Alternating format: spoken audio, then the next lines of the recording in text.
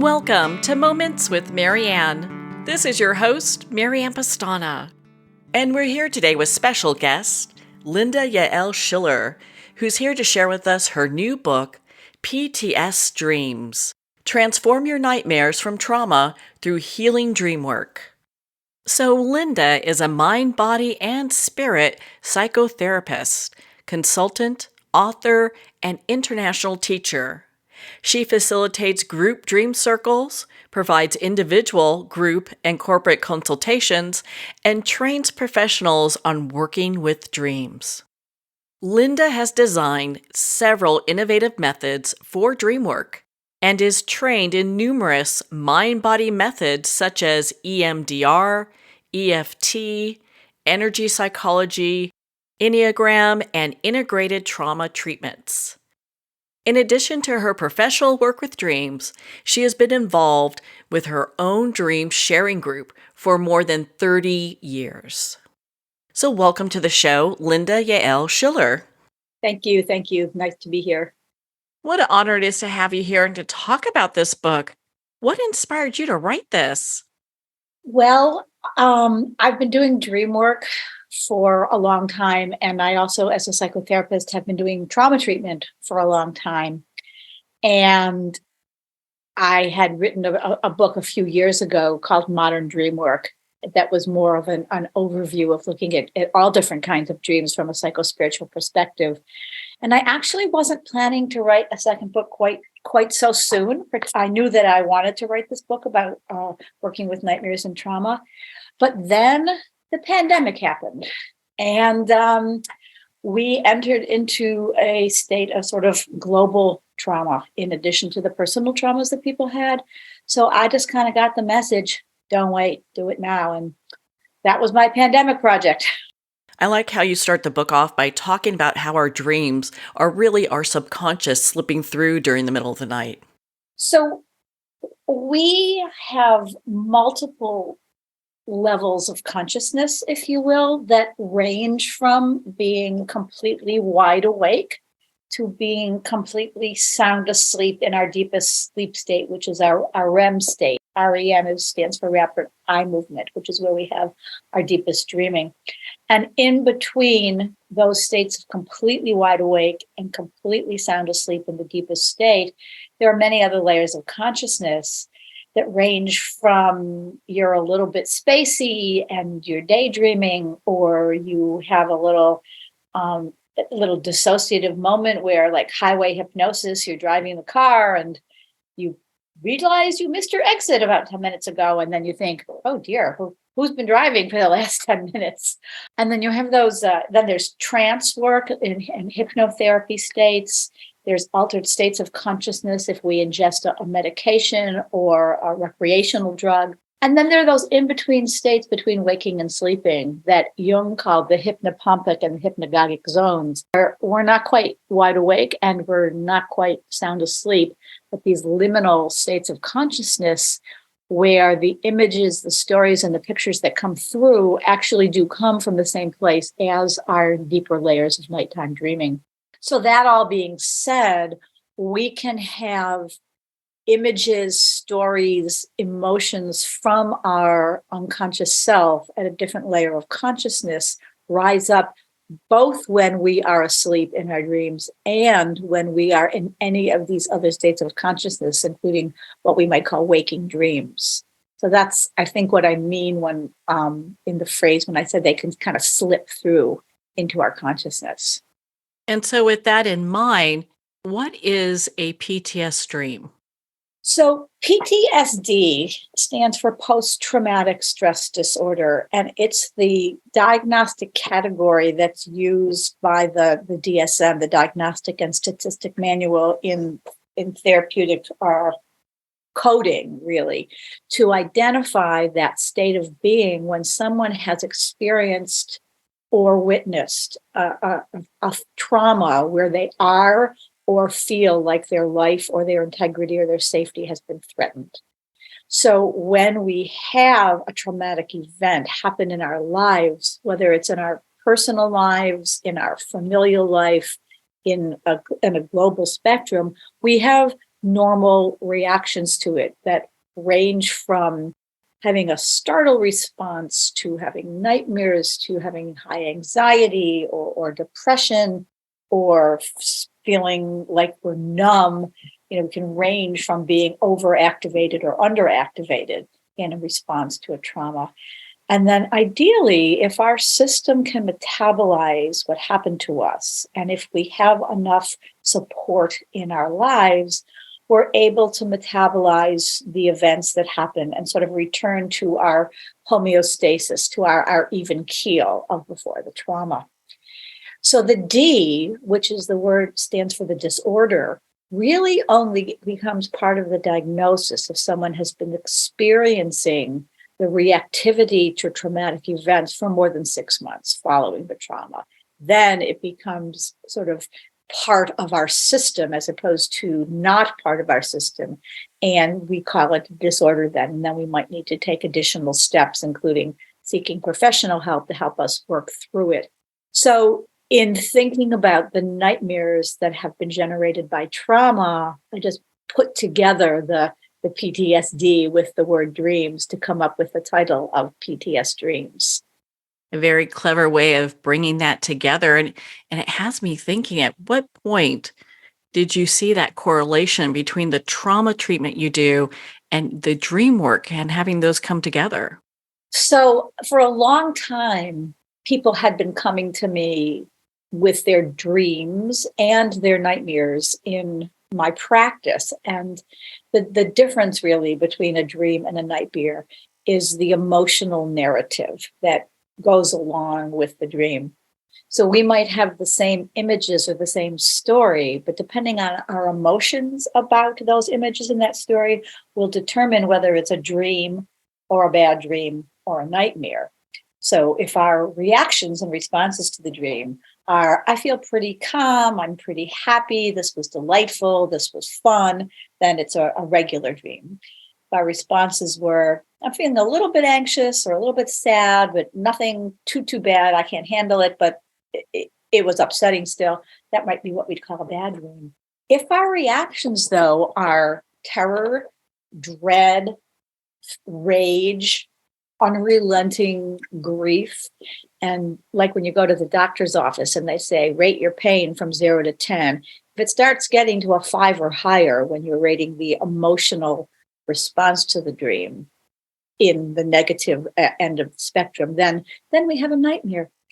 So not just me in my practice, but also trauma researchers as well as dream and nightmare researchers for the last several decades know that having nightmares are one of the symptoms and one of the sequelae of having experienced trauma in one's life.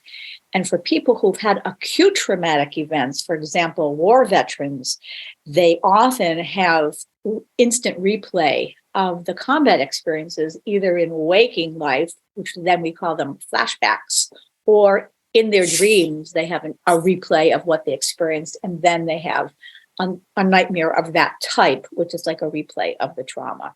And then the other type of nightmare from trauma is the type that is more metaphorical and symbolic. So sometimes we have a replay of the traumatic events just show up as if they were re-happening to us in our nightmares.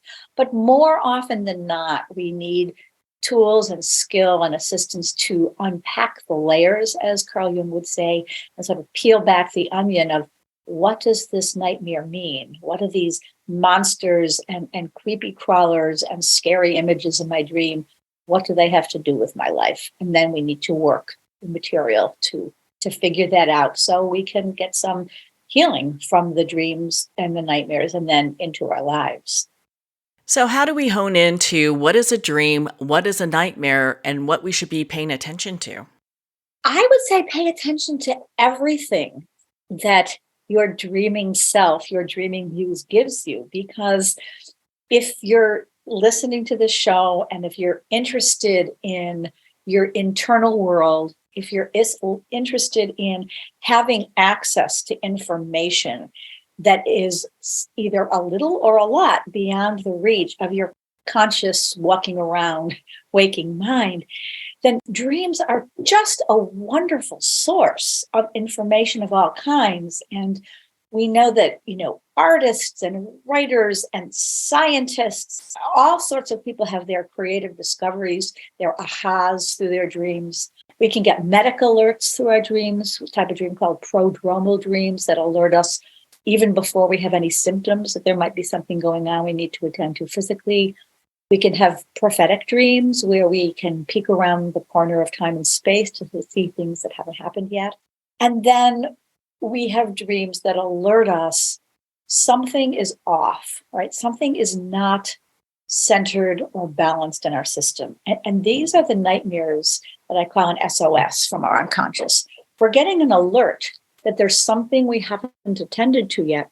And sometimes then these dreams will simply recur and we'll get those repetitive dreams or repetitive images or themes over and over and over again in our unconscious mind's sort of desperate, increasingly vigilant attempt to get our attention to do something differently, to bring some healing into the system. So I'd say, as a student of yourself and of the world, if you have questions about anything at all in your life, tune into your dreams, get a journal, keep track of them, both the happy, fun, sexy dreams and the scary nightmares, because they both have something to tell you.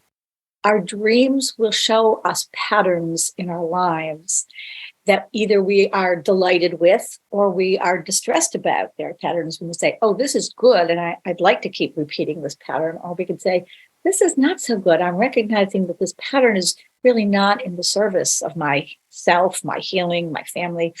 But we won't know if there's a pattern unless we've been keeping track of our dreams and noticing what types of storylines, images, emotions are reoccurring over time. And then we get to see, oh, there's a pattern here once we can connect the dots. You have so many stories of dreams in your book. Is there one that you can share with us right now? Well, I was talking about one this morning, actually, with a group that I connected to for a long time.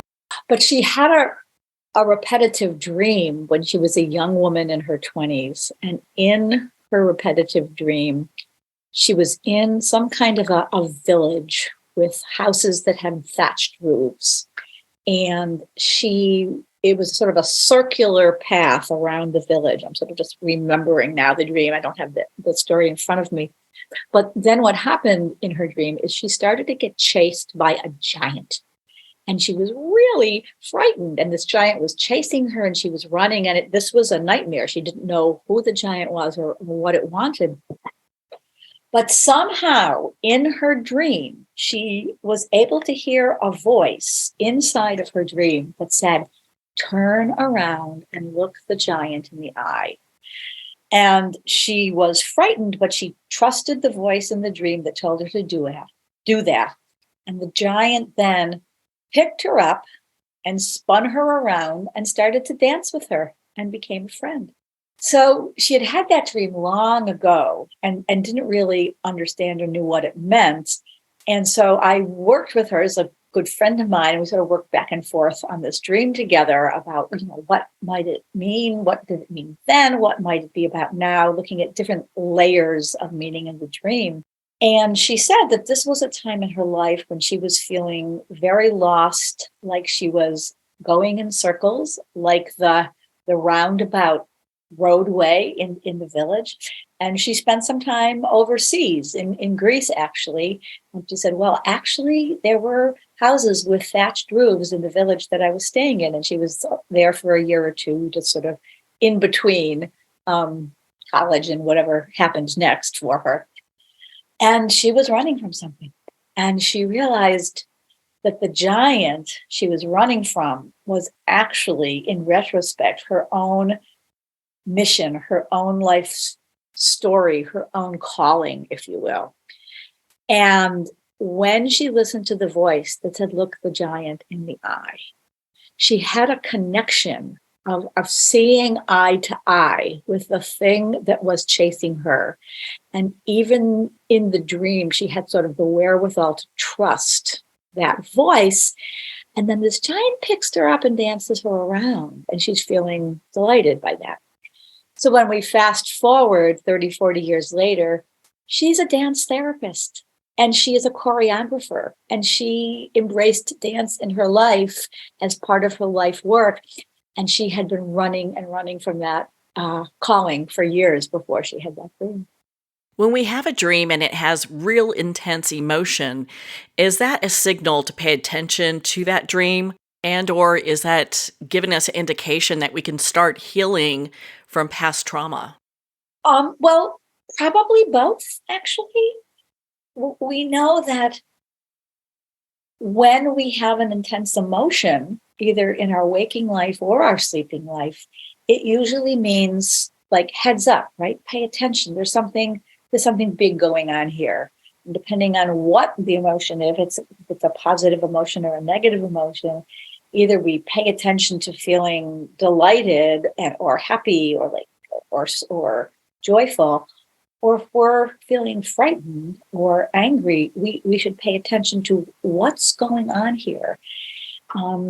Let's figure it out, because there's something that's off kilter or off balance. If we're experiencing intense emotional states and they don't seem to be connected, at least at the moment, with what we're experiencing right now in our life.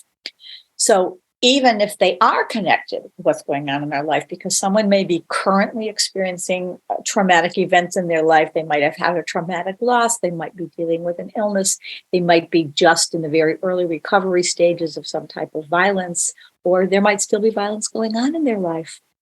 But the dreams can point us in the direction not only of healing internally, but also give us messages about what should I do? What can I do differently to either heal the places where I'm still holding on to the memory of what happened, or to make a difference and make a change in my current life so that I'm not living in a nightmare, if at all possible. So, as we start to investigate dreams that have really upset us, do we tend to find many layers in it? Yes. So dreams have many layers of meaning that can all be simultaneously true. So it isn't that a dream simply means just this or just that. And depending on our interests and the amount of time we have to work with the various layers of our dreams, we can use an ever deepening layer of, no pun intended, layers of inquiry to sort of peel back the meaning of the dreams. And there are many ways to look at the layers, and a lot of good dream work is based on association. What does it remind us of? Are we associating to? And one of the methodologies that I created, and it's written up in the book, is the Pardes method, that gives us a roadmap for looking at the layers of the dream. And the word Pardes is from the Hebrew, and it means orchard. And sometimes it's thought of as an allegory for the Garden of Eden, our first orchard. But it's also an acronym, and each letter of the word stands for a different layer of deepening inquiry into the text, if we're reading one of the holy texts. And I applied it to deepening layer of inquiry into our dreams. So our first layer is the dream as it is. The P in Hebrew is pshat, which simply means the simple layer. So this is the story and the images and what happens and the emotions as well that you feel when you have the dream. It's what you write down in your dream journal. Hopefully you have a journal by your bed to keep track of. That's the first layer. It is what it is. The next layer, the R, stands for the word remez, and remez in Hebrew means hint or hinted at. So this is our first layer of association, where we start to think about, oh yeah, I'm planning a vacation to go away for the winter to a warm, beach area. So that's why I had the dream last night about being on the beach in the sun. Okay, I see the connection, because I started to Google online, where am I going to stay when I go to Florida, when I go to California? So our first associations there. Or, oh, I dreamt about a dog.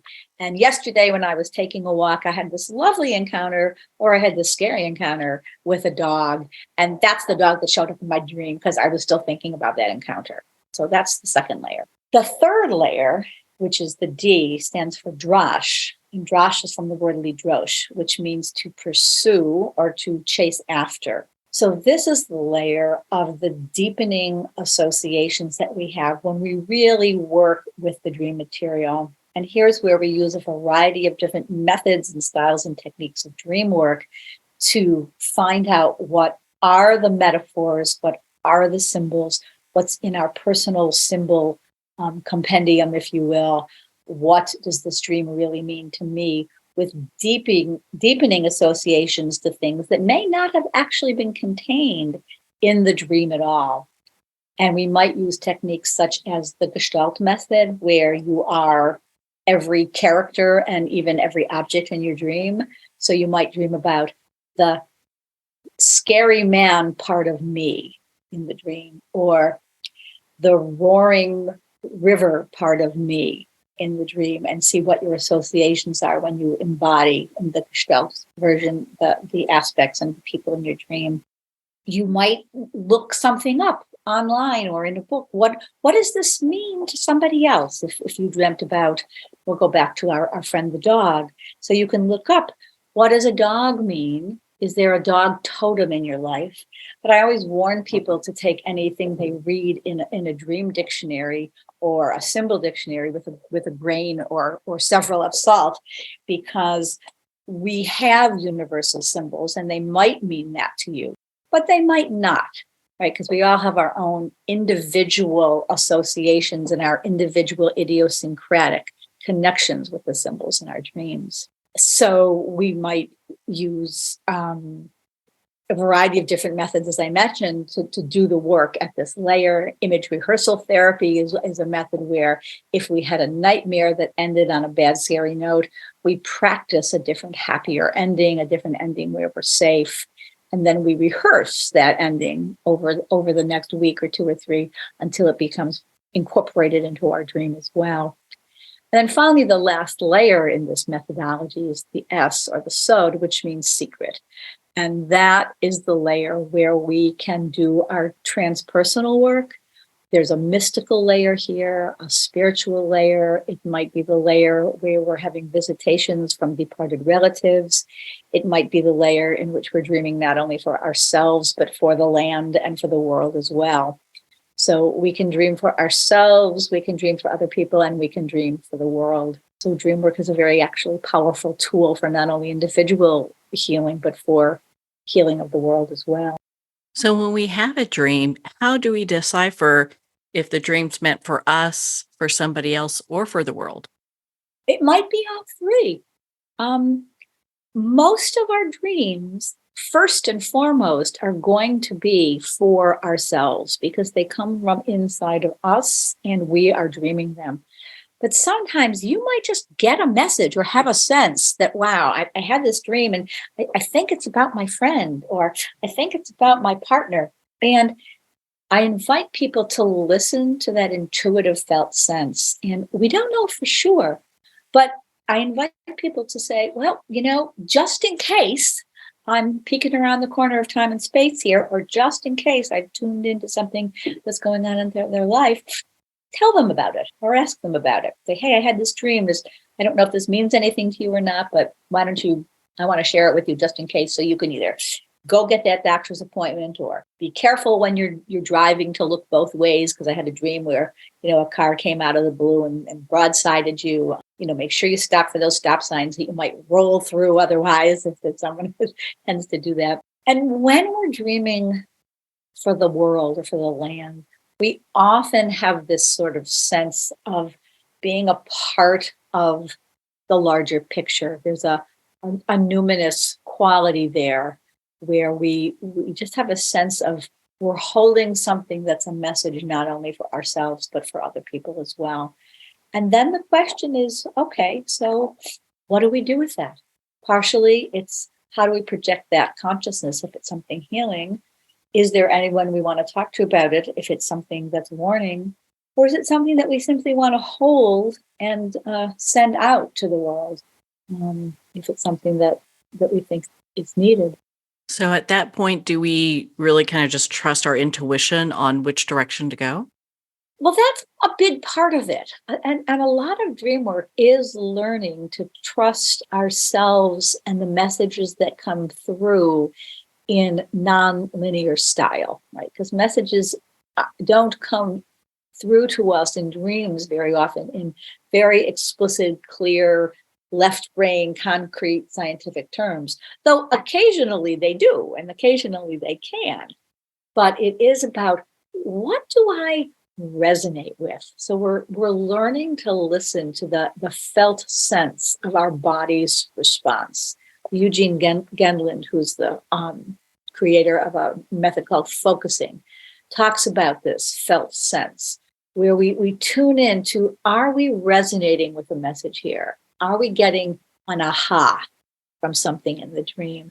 One of the people in my dream circle the other day said, I know that that I've gotten the meaning of my dream when I feel gobsmacked by the information that is being shared with me, either what I figured out or that I have figured out in conversation with my friend or my group. So in your book, you talk about waking dreams. What do those look like? So waking dreams are in the realm of one of those other layers of consciousness that I mentioned before. And they're things like deja vu and coincidence and what Jung would say synchronicity, things that come to us when we're wide awake that are a sign for us in some way, shape, or form, if we're noticing and if we're paying attention to the sign. And the synchronicities that happen are the unlikely coincidences, I think is how Jung would term the phrase, that can catch us up by surprise and be quite informative and delightful as well, if we're paying attention. So one example of a waking dream is that when I wrote my 2 books, I took myself away for a few days to have a little writing retreat. And when I was writing the first book, it was I was out in a cabin in the woods on the lake. And I took a walk one day, and it was about 10 or 11 o'clock in the morning, just to, take a break between writing. And at 11 o'clock in the morning, I look up and I see an owl sitting in the tree right over my head, really, really close to me. Now, owls don't usually hang around in daylight hours. They're nocturnal. So seeing an owl that is not at dusk or in the evening is unusual in and of itself. So that was number one. And then I let my waking dream mind consider, what's an owl, right? So that's a question we ask ourselves, right? All right, when we get a sign or symbol, what is this and what does it mean to me? So owls are known as birds of wisdom. That was Athena's totem bird, Athena, the goddess of wisdom from Greek mythology. And owls are nocturnal and they see in the dark. And they're also sometimes harbingers of death or change. So there are a lot of different potential meanings that I might have to an owl. But what I took was that this was a sign for me that I had this totem watching owl, sort of protecting and paying attention to the work I was doing. I was doing nocturnal work of writing about dreams and nightmares, and the owl kind of came to give me its blessing. When we are looking at dreams or nightmares, if we change our perspective, does that really also change the meaning that the dream could have for us or the nightmare could have for us? Well, changing our perspective on the dream we had will help us find other meanings in the dream. But the dream itself doesn't change. The one we had is the dream as we dreamt it. But as we work with the dream material, particularly when we're working with nightmares, with scary dreams, and if they're repetitive, as we decipher either on our own, if we're doing the work on our own, or with a friend or family member or a professional, depending on the layer of if you if any of the listeners know that they have a history of trauma, then they might want to do this work together with someone who knows how to work deeply and carefully with trauma. So that's one of the things also, and I talk about in the book, is how to, I have another method that we do slow, careful work with the scariest of nightmares to avoid re-traumatization. But the whole point of doing dream work with frightening dreams is in part to learn the messages that they have come to bring us so that we can take the negative charge off. And in doing so, we then get a different perspective. So if we have the resources, if we have grounded and safe in our lives and in the dream work that we're doing of creating a safe harbor from which to look at the dream, then we get to go in like my friend did with the giant dream. She found her safe place right in the dream. Not everybody can do that.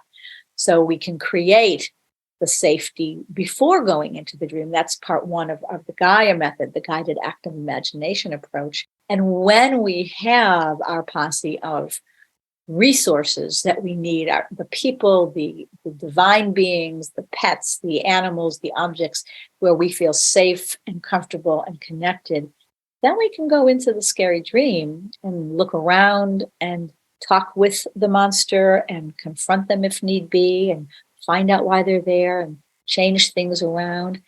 And by doing that dream work, then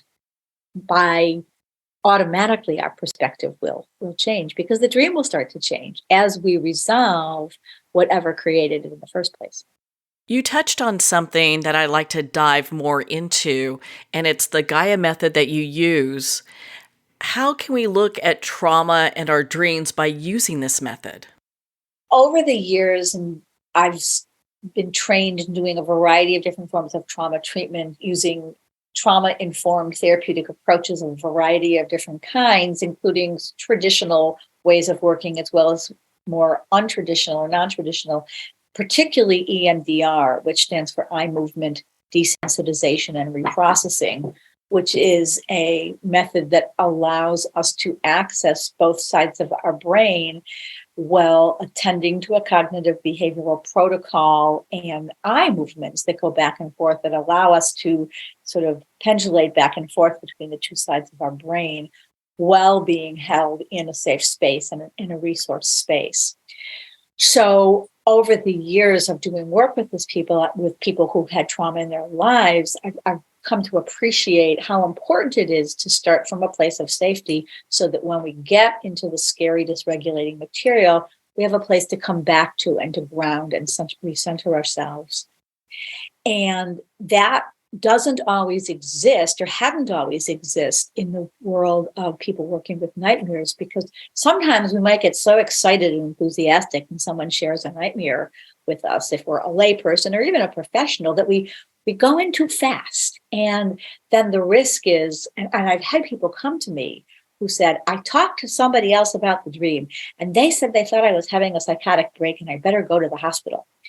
I said, oh, well, that sounds pretty frightening. Let me talk with you if you'd like about your dream and see if we have the same opinion. And it turned out, in my opinion, that was not the case at all, that her dream was clearly metaphoric and had a variety of layers of meaning, none of which was that she should run to the nearest emergency room. So the Gaia method is based on sort of two pillars of doing nightmare work. And one pillar is Jungian active imagination approach, where you can re-enter the dreamscape and converse with and interact with the characters and the scene in the dream in an active, waking way to get more understanding and clarity and make changes. And the other pillar is best practice trauma treatment. And this is where we start with safety. So safety first. And based on the work with EMDR, part one, so that in the Gaia method, there's a part one and a part two, and then a bridge between the two. And in part one, before going into doing the active imagination work inside the dream, I ask the person or the people, if I'm working in a group, to really find resources for themselves. Who would you want with you if you had to face a lion, or if you had to face a monster or a hurricane or whatever the scary thing in the dream was?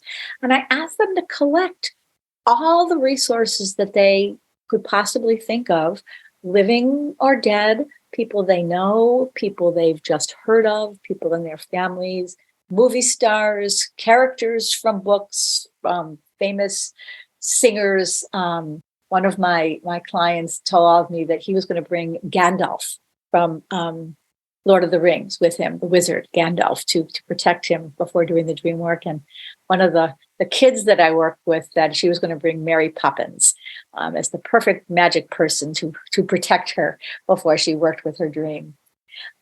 People bring their pets. So, and objects as well. So I ask people, is there any amulet or talisman or symbolic object that has some meaning for you, either actual or imaginary, that you'd like to have with you, before going into the dark and scary place? And people name all kinds of things, ranging from, someone said, I'm going to wear my wedding ring because I feel safe with my partner in my marriage. And someone else said, I have this stone that I picked up from the riverbank that is shaped like a heart, and I'm going to bring my heart stone in with me. And one of my millennials was great. She said, I'm bringing my cell phone because I want to be able to call someone if I need to reach out when I'm inside the dream. And also, my cell phone has a flashlight. So because it's dark in there and I might need to turn the flashlight on. So I thought that was a great idea for her to bring with her. So we gather all these things up before going in to the belly of the beast, into the depth of the nightmare. And then the bridge is I invite people, now with all these resources, go and peek inside the dream from the outside and see if there's anything there that you might have missed or you forgot to mention the first time when you were sharing the dream, that is already a resource that you already had inside of yourself that you might just not have noticed the first time or not have said. And very often people will find something in their dream that was there that they didn't realize was a protection for them or a comfort for them, ranging from a being of some sort, or a person that was sort of off to the side, or a tree that had magical powers of wrapping its branches around them to protect them if need be. But whatever it is, then with all the resources, we go into the dream and do the active imagination work of interacting with the monster and the dragon and the shadow figures and the pirate or whoever or whatever it was that was threatening them in the dream, with this sense of safety, so that already changes the experience of the dream. Because first time through, when someone has a terrible nightmare, they don't have these safe people and objects with them. So going into the dream now with a sense of backup and protection is different. And B, the sense that this time they're no longer facing their fears alone. And being accompanied in this work is a beautiful healing protection to allow people to face things that they might not have had the ability to do were they still on their own. With all the people you've worked with, do you tend to see like a theme with the different nightmares that happen? Well, yes and no. There are some universal nightmare themes that people have that are pretty universal. And again, they are idiosyncratic to the dreamer, though. So we often, some common themes that we see are things like being chased by something. That's a common theme. Being trapped in some way, having an animal attacking them or stalking them. Dreams of falling, ironically, dreams of teeth falling out go in a category all of their own. And often in transitional times in our lives, when we're losing one stage of our life and moving into another, like when we're, 7 years old or so, and we start losing our teeth. And then in adolescence, we might grow an extra pair of wisdom teeth, or in older life, we might lose teeth and need some kind of, supplemental teeth to help us. So it seems like that's a theme that people go through at different times in their life. Themes of beings from another realm, like monsters and vampires and ghosts and being from the beyond. So, and then dreams of injury or dreams of being sick in some way, depending on what's going on in the individual's life and what's going on in the world. We might see these common themes show up in nightmares. So, can we use dream work to better connect with our past, our present, and our future? Oh, absolutely.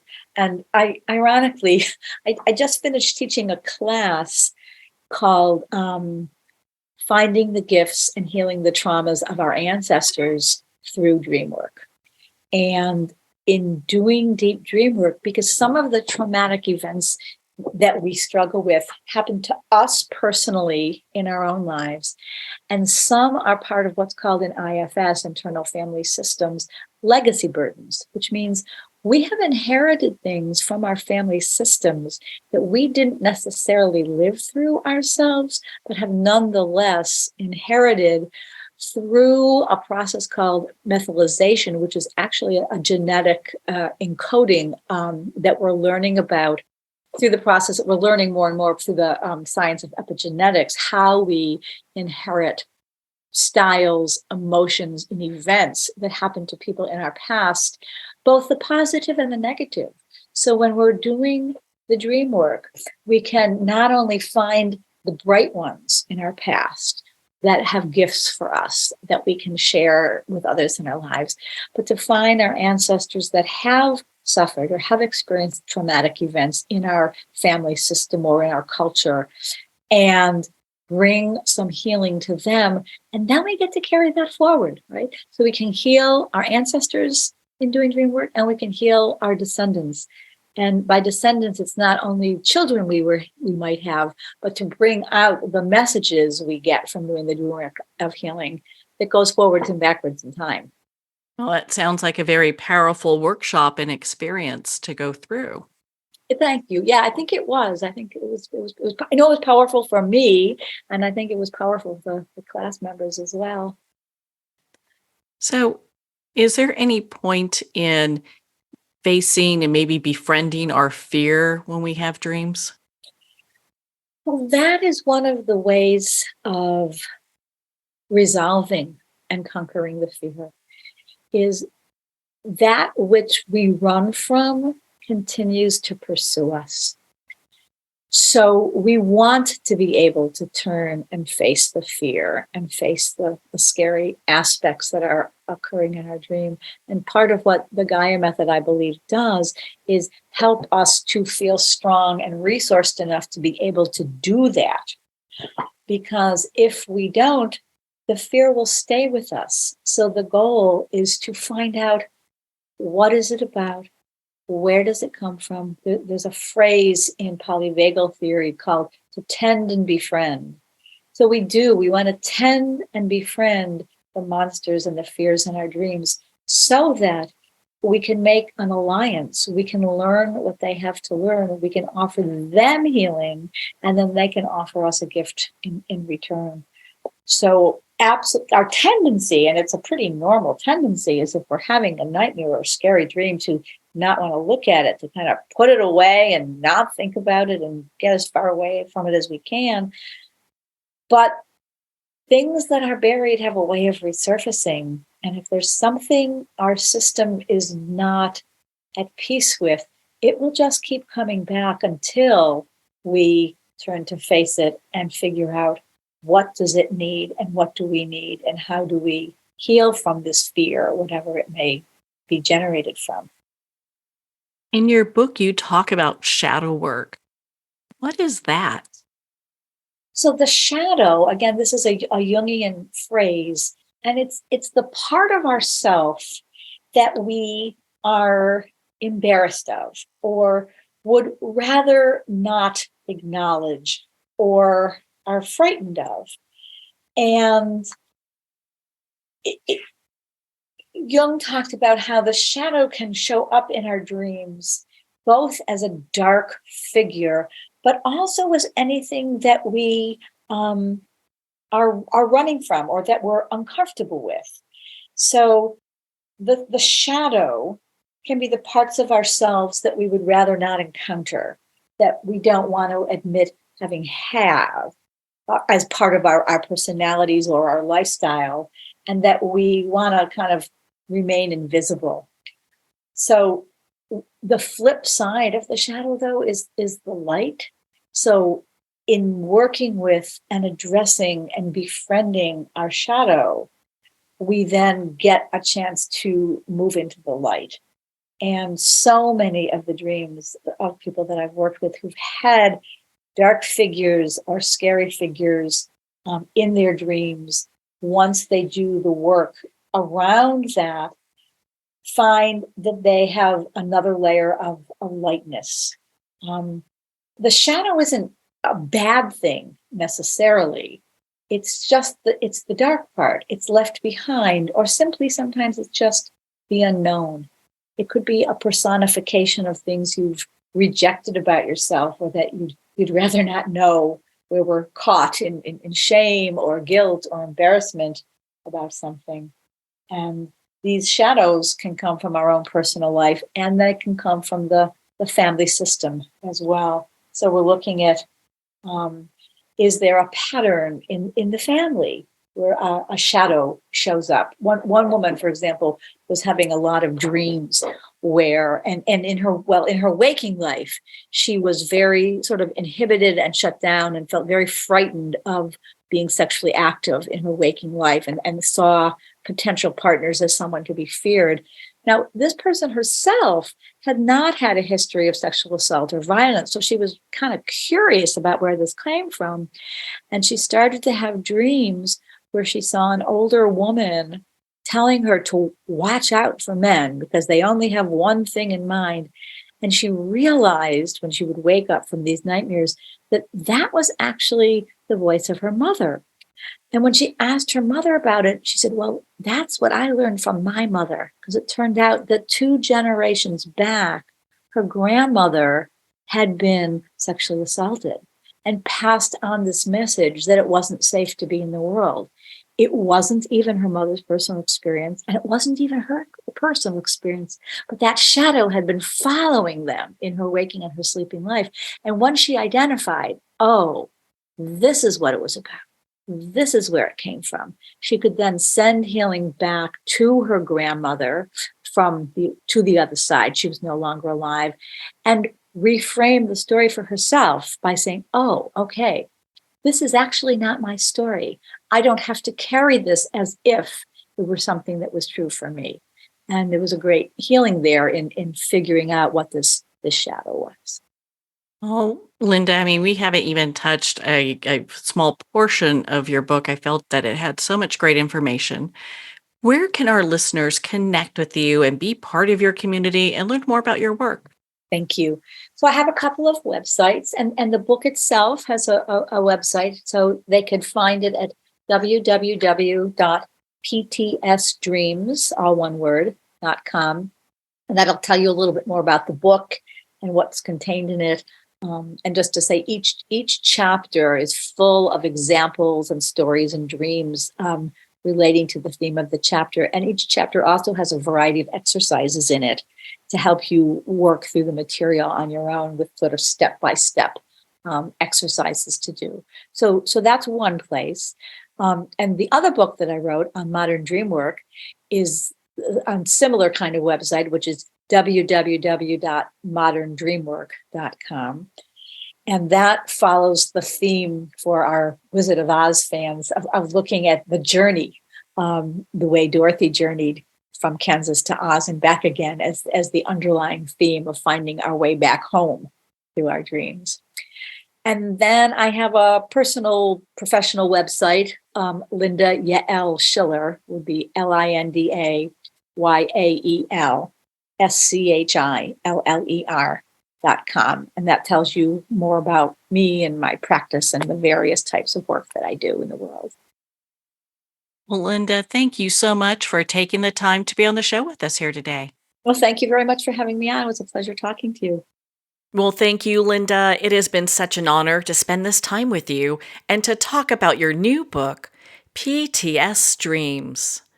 Transform your nightmares from trauma through healing dreamwork.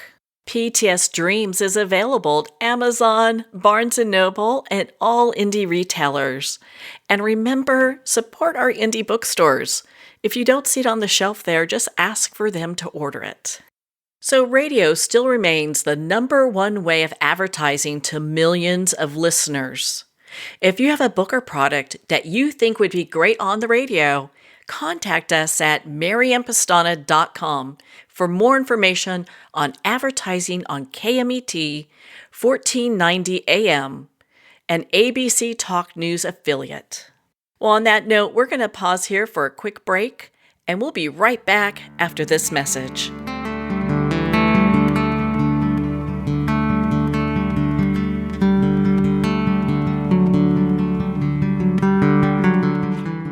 I'd like to thank Jason Eastwood at Guitarfulness for sharing his inspiring music and talent with us. His music is known worldwide for cultivating atmospheres of harmony, inner peace, and clarity.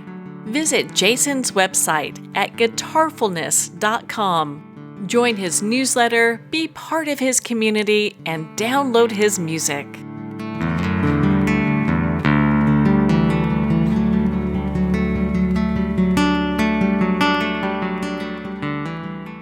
Well, we're at the end of our time today.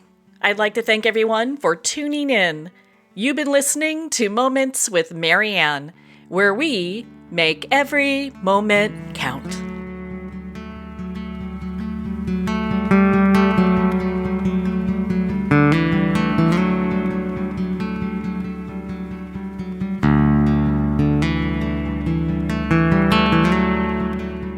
In a single moment, your life can change. Moments with Marianne is a transformative hour that covers an endless array of topics with the best of the best. Her guests are leaders in their fields, ranging from inspirational authors, top industry leaders, and business and spiritual entrepreneurs. Each guest is gifted and a true visionary, a recognized leader in her own work, and while teaching others to develop, refocus, and grow, Marianne will bring the best guest and sometimes a special surprise. Don't miss this. You never know just which moment will change your life forever.